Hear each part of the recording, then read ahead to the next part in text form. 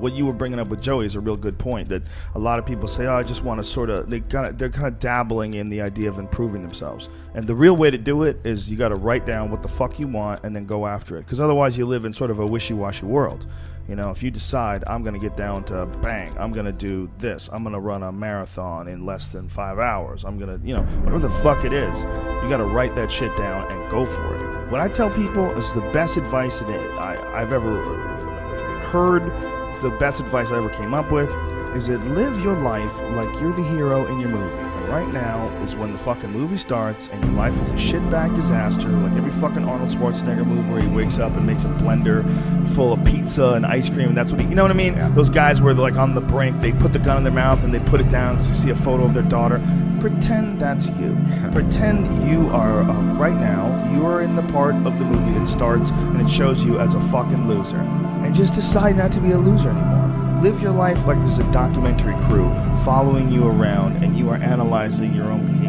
Do what you would want to do so that your kids one day would look back at it and see that documentary and look on it with pride. Like, wow, my dad was a bad motherfucker. He really did what he had to do. Wow, my mom really got her shit together. I love a success story, but even more than a success story, I like a dude who fucks his life up and then gets it back together again story. Those are my favorite stories. And the way to do that, you gotta write shit down. You gotta think that you are the hero in your own fucking movie, and then you gotta sit down and you gotta write shit down. Write down what you need to do. Most people play the role of the victim in the movie, right? Sure. Yeah, this life is fucking me over, man. I could have had this and I should have had that. And why does this guy get that? Why does that guy get this? All things that are completely unrelated to you. All things that you find other people's success is a downfall in your own existence. Instead of being inspired, instead of choosing to be positive, instead of like improving constantly on the direction of trying to achieve whatever the fuck you have written down, you just sit around and spiral. You know, there's nothing more miserable than sitting around someone who's fucking complaining all the time. It is one of the most annoying things ever. Everybody hates it. When someone just sits around and they complain about their life and they don't do jack shit about it, and you tiptoe around it, you don't know what to say.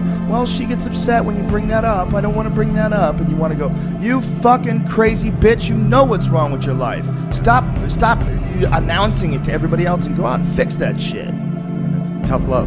Tough love is what everybody needs, Absolutely. me included.